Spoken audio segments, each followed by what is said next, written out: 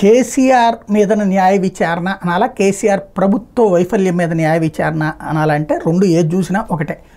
కాళేశ్వరం ప్రాజెక్టుతో 1,00,000 కోట్లతో కట్టినటువంటి కాళేశ్వరం ప్రాజెక్టుతో తెలంగాణ అభివృద్ధికి బాటలు వేశానని ఒకవైపున కేసీఆర్ చెప్తుంటే, అందులో మేడిగడ్డ, సందుళ్ళ, అన్నారం ఈ ప్రాజెక్టులలో లోపాలు వచ్చినాయి, అందులో కుంగిని, వీటన్నిటి వలన ఇప్పుడు నీళ్ళు వదిలితే కంప్లీట్గా ప్రాజెక్టులు కాదు ఆ ఊళ్ళు కొట్టుకుపోతాయి అని చెప్తున్నటువంటి కాంగ్రెస్ ప్రభుత్వం, రేవంత్ ప్రభుత్వం దాని మీద అక్కడ నీళ్లు విడుదల ఆపేసింది.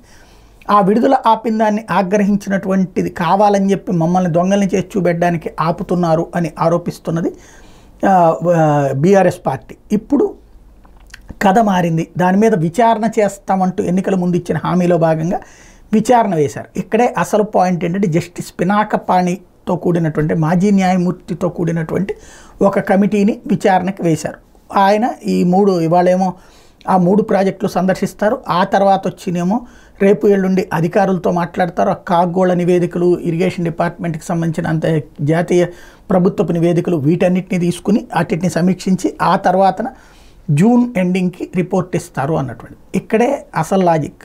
రేవంత్ నిజంగా కేసీఆర్కి రేవంత్కి మధ్య కాంప్రమైజ్ అయ్యిందా లేదా అంటే, ఫస్ట్ ఫేజ్లో అయితే కాంప్రమైజ్ కనబడుతుంది. ఏంటి అంటే సిబిఐ దర్యాప్తుని అడగట్లేదు కాబట్టి కాంప్రమైజ్ కనబడుతుంది. లేదు వ్యూహాత్మకంగా వ్యవహరిస్తున్నాడా ఎట్లాగా అంటే, ఇప్పుడు ఈ కమిటీ నివేదిక ఇచ్చాక ఇందులో లోపాలు ఉన్నాయని తేల్చాక ఆ నివేదిక ఆధారంగా చర్య తీసుకోమని రేపు సిబిఐకి ఏమైనా సిఫార్సు చేస్తారు. అది చేస్తే రేవంత్ మంచి సూపర్ షాట్ కొట్టినట్టు కేసీఆర్కి. అలా కాకుండా కనుక అయితే రేవంత్ని అరెస్ట్ చేసి వదిలేసి కేసుని పక్కన పెట్టేసినటువంటి కేసీఆర్ ఇప్పుడు తన కేసీఆర్కి రిటర్న్ గిఫ్ట్గా కేసీఆర్ మీద ఎట్లాంటి కేసు లేకుండా ఏదో ఉత్తుత్తి కమిటీ వేసి మమ అనిపించినట్టు రేవంత్. ఏం జరుగుతుందో చూద్దాం.